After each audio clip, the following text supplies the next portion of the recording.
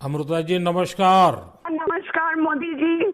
आपका बहुत आभारी हूँ। आप मुझे चांस दिए हैं लोगों की सेवा करने के लिए। हम 100% कोशिश करेंगे।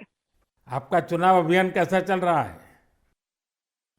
अभी तो हम निकले हैं तो एक बीजेपी को उनका पिता का देहांत हो गया। हम इधर ही आए हुए हैं तो अभी वापस जाके हम प्रचार में ही निकलेंगे।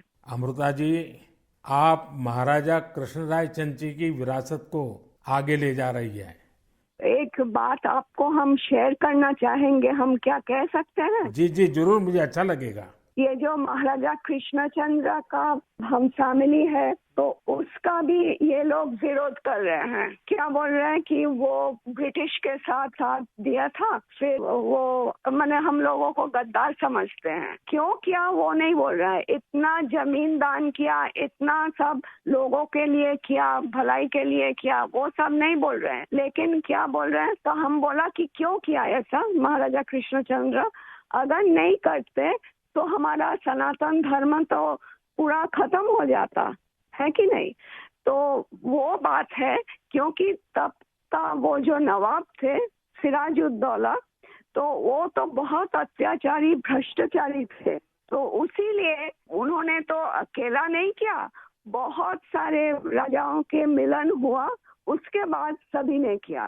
जगत सेठ भी थे और राजाओं थे। तो उसी सभी के मेहनत से ये काम सफल हुआ। तो अगर नहीं होता आज हम हिंदू नहीं रह पाते।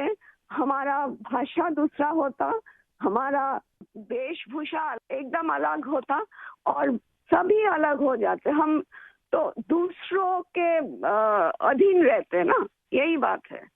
अमृता जी, बचपन में हमारे यहाँ हम लोगों को जो पढ़ाया जाता था उसमें कृष्णचंद्र राय की समाज सुधार का काम, बंगाल के विकास का काम, बंगाल के विकास के मॉडल, ये सब सुनने को मिलता था बचपन में।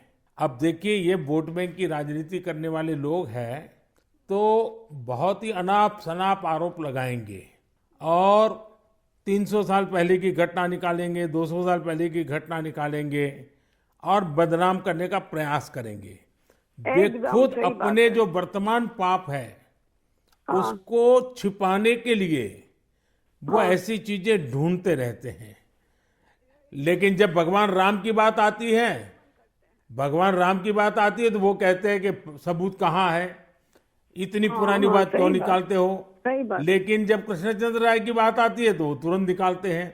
तो इस प्रकार हाँ से उनके दोगलापन होता है और आपको हाँ। इसका बिल्कुल मन में प्रेशर नहीं लेना चाहिए। नहीं आपने नहीं, हम तो लेते भी बंगाल नहीं का है। उज्जवल भविष्य और आपका हाँ स्वयं का जीवन भी लोगों के लिए रहा है।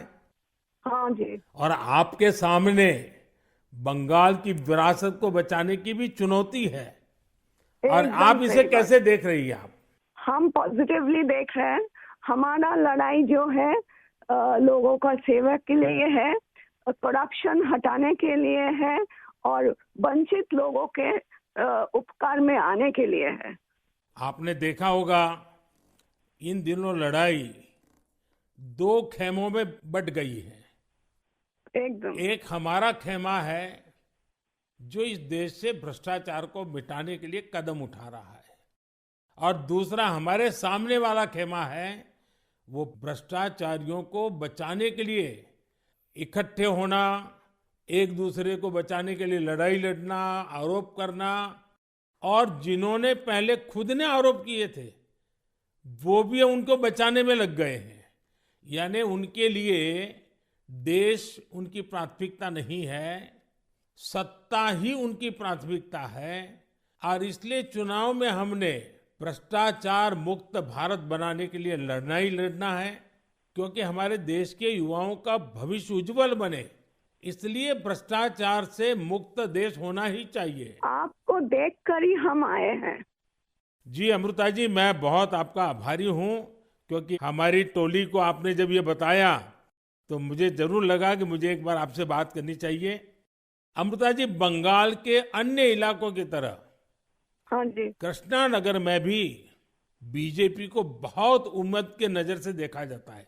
अब आप वहां लोगों से मिल रही हैं, आपको भी लोगों का उत्साह उमंग फील होता होगा।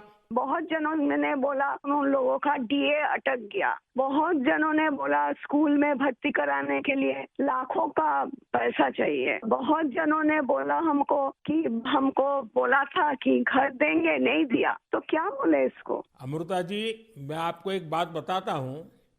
हाँ जी। मैं एक लीगल एडवाइस ले रहा हूँ। हाँ, प्लीज बोलिए। हमने बंगाल में ये ईडी वालों ने करीब 3,000 करोड़ रुपया इनका अटैच किया हुआ है। अब ये पैसा गरीब आदमी का पैसा है। किसी ने शिक्षक होने के लिए पैसा दिया, किसी ने क्लार्क होने के लिए पैसा दिया।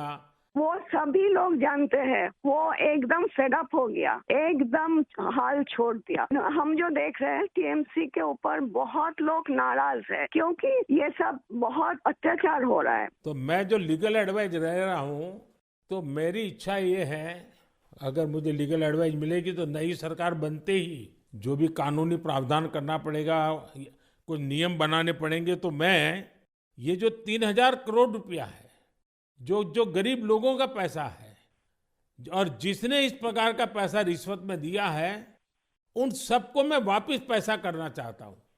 तो आप पब्लिक में जरूर बताइए कि मोदी जी से मेरी फोन पर बात हुई है और उन्होंने कहा है कि बंगाल के लोग विश्वास करें कि जो 3,000 करोड़ रुपया ईडी ने अटैच किया हुआ है, वो 3,000 करोड़ रुपया गरीबों का पैसा है बंगाल के, और वो उनको वापस देने के लिए कोई न कोई रास्ता मैं खोजूंगा। ये जरूर बताइए आप लोगों को। हम बोलेंगे।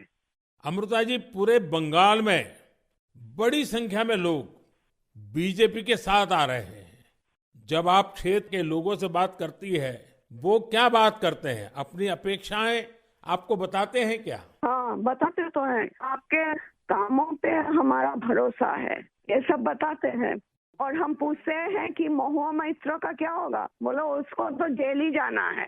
अच्छा, लोग बोलते हैं। हाँ जी। अच्छा, ये मोदी की गारंटी को लेकर आपके लोकसभा के क्षेत्र में लोगों तक बात पहुंची है?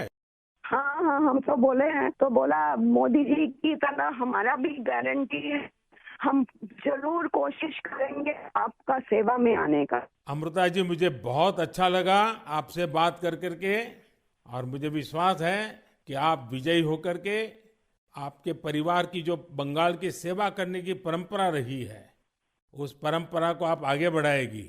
आपने चांस दिया है, इसलिए हम आभारी हैं। आपने ये चांस मुझे सौंपा है। बस आप जीत करके आइए, हम मिलकर के बंगाल के लोगों की बहुत सेवा करेंगे। और आप भी जीतने के बाद पहले 100 दिन में कृष्णनगर में क्या करना है, उसका पूरा काम निकाल के रखिए। मैं पूरी तरह आपके साथ खड़ा रहूंगा, और उसमें से जो भी काम भारत सरकार को करने होंगे, वो तुरंत कराने का हम प्रयास करेंगे। आपका आशीर्वाद मुझे चाहिए बस। बस जनता का आशीर्वाद हम सबको चाहिए। जनता का आशीर्वाद ही हमारी सबसे बड़ी ताकत है। लेकिन आप मुझे गाइड करिए, ये हमारा रिक्वेस्ट है। नहीं, बिल्कुल हम संपर्क में रहेंगे, और मेरी आपको बहुत शुभकामनाएं हैं। बहुत बहुत धन्यवाद जी। नमस्कार।